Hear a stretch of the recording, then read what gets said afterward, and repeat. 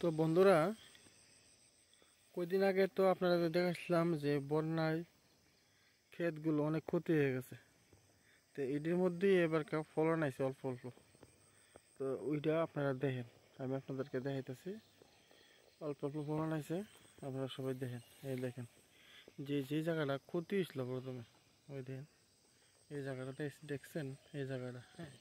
তার মধ্যে এরপরের জায়গাটা দেখেন, পরের জায়গাটা মোটামুটি ভালোই হয়েছে। এই দেখেন মোটামুটি মোটামুটি ফলনটা ভালো হয়েছে। এরপরের জায়গাটা এই দেখেন, দেখেন। আর ওইদিকে ওই দেখেন ভিউটা দেখেন, সূর্য দেখছেন, সূর্যের ভিউটা দেখেন। তার সঙ্গে সবটাই মোটামুটি ভালো ফলন হয়েছে। এই দেখেন এই জায়গাটি আপনারা দেখেন, দেখাচ্ছি আপনাদেরকে।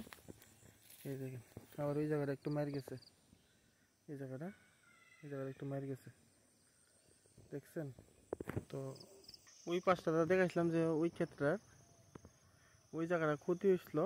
তো আপনারা দেখেন, ওই দেখেন এই জায়গাটা ক্ষতি হয়েছে, কতটুকু ক্ষতি হয়েছে। তারপরে মোটামুটি ভালো ফলন হয়েছে ধানটা। এই দেখেন সবটা মোটামুটি পাইকে গেছে, সবটা দেখেন, সবটা কেটে পেকে গেছে।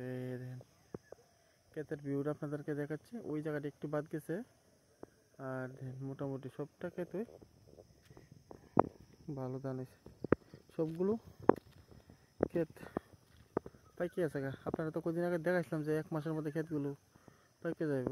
তো ওখানে দেখেন ওই ক্ষেত্রে মোটামুটি সবটি পাইকে গেছে।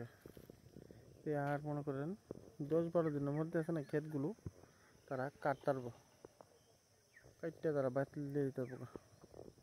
দেশের মোটামুটি সব ক্ষেত পাকা হয়ে গেছে। আর ওই দিকের ভিউটা দেখেন, যে এই যে বাজারটার ভিউটা দেখেন কত সুন্দর, দেখছেন। এই দেখেন, দেখছেন, এই দেখেন ক্ষেতগুলো।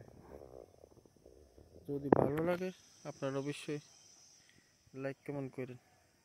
এই দেখেন।